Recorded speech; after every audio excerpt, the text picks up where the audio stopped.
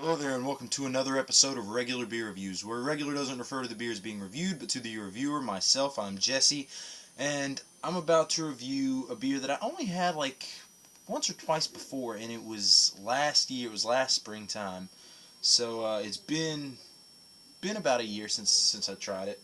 Don't really remember a lot about it. This is Sam Adams Whitewater IPA. I don't really remember a lot about it because they have, I've had quite a few IPAs from Sam Adams. I've had their Latitude 48 IPA and, uh, God, there was one in their fall variety pack too. I can't remember what it was, but I know there was one in there. And I've had and I've had their Third Voyage, which is their double IPA. They put out a lot of IPAs. I've had a ton of beers from Sam Adams. Anyway, though, let's look at the numbers on this beer. Beer Advocate gives it an 80, which is good, and that's with 1,357 ratings. Rate Beer gives it a 90 overall with a 78 for the style, and the Bros give it a 75, which is just okay. It has an ABV of 5.8%. The style is an American IPA. It has a year-round availability, yeah. Maybe it wasn't last spring. I can't. It was well over a year ago that I tried it. For some reason, I was thinking it was a spring seasonal, but now that I think about it, I do see it around a lot. Year-round availability. I'm not sure what the IBUs on this beer are. I'm just gonna read a quick script on the bottle here. It says, "This flavor-packed brew draws inspiration from two distinct styles: the white ales of Belgium and American IPAs. But while a fusion of the two, it's far more than the sum of both, exhibiting a harmony of crisp wheat character, bright pine and citrus flavors, and just a hint of orange peel. Cheers." So, this sounds like a very tasty IPA. Again, I had it once or twice, but I don't remember anything about it. So, basically, this is like trying it for the first time, because, I couldn't make heads or tails of it now. I was thinking about it when I picked up this pack the other day. I was thinking, God, I don't think I've ever, or I knew I had it, but I don't think I remember anything at all about it. So I got to do a review on it. All right, let's get an appearance on this. It is very, very hazy. Extremely like that kind of hoppy haziness. You can't really see through it at all. I can kind of see some light through around the edges. I can see, shadows when my hand passes. It is a nice, very, very, very light copper color. Almost like hints of like a pale straw color in there. It's got very yellow orangish hue to it. The head was maybe a quarter finger and it disappeared into nothing now. You see there, it's a frothy ring. Yeah, so carbonation looks like the moderate, not a ton of bubbles streaming up, but let's go ahead and get a nose on this. Oh yeah, up front, I can definitely smell that orange peel they're talking about. It's very citrusy. The hops smell kind of citrusy too. The hops are there. There's a bitterness. It almost reminds me of like grapefruit, like Ruby Ray grapefruit. I definitely smell the citrus. What did it say? Orange peel. Definitely smell the orange peel. It said, yeah, pine and citrus flavors. There's a little bit of pininess to the hops, but mainly it's just really citrusy. And then I can definitely smell the orange peels. Almost, again, it reminds me of like grapefruit or something. Very citrusy. It's very bright for an IPA. The malt profile is not heavy on the nose at all. I'm getting the hops. Like I said, a little piney, but very, very citrusy. Very bright, fresh hops. A lot of, I'm definitely smelling that orange peel.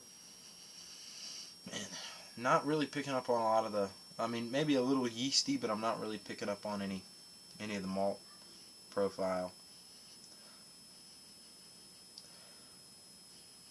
Yeah, so it smells like a really bright, refreshing IPA, so I went ahead and jump into this one.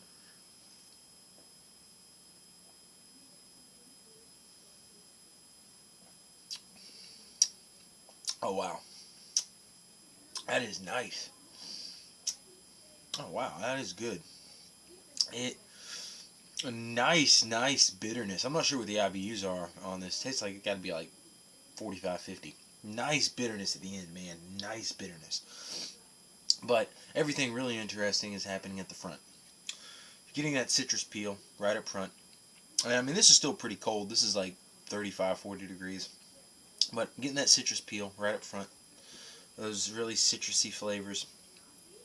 It's like, again, super. I don't think it mentioned if they brew this with crisp wheat. And yeah, I can definitely taste a little bit of the wheat flavors in there. It says wheat character. I can see what they mean. I don't think this is brewed with wheat. I don't think this is definitely not a wheat beer, but I can see what they mean. And a hint of orange peel. It doesn't say anything about spices, but this almost tastes like it would be brewed with coriander, like a lot of Belgian beers are. It definitely tastes like coriander or something. Um, the bitterness at the end, though, man, that's really really nice because it's so light at the front. It's really light and bright, and the citrus, and I can taste the citrusiness of the hops, and a little bit of like a malt thing going on there, a little bit bready, but malt profile is really really toned down on this. I mean, I've had a lot of IPAs that are super super super hoppy, but I can still taste a good malt profile, you know. But with this one, the hops aren't super heavy, but the malt the malt profile still toned down like really really well. I mean, I can taste it a little bit, kind of in the middle, but it's not. It's, you know, it's not like super super heavy.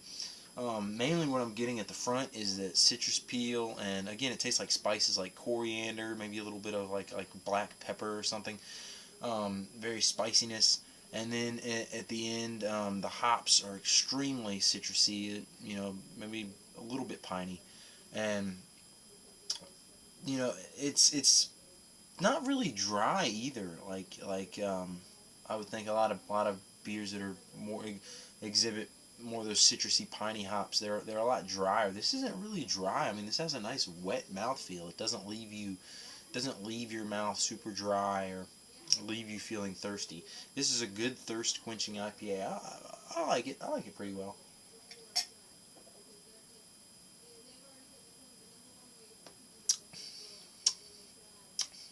I don't know if this is my favorite IPA from them, but this is all right. This is pretty good.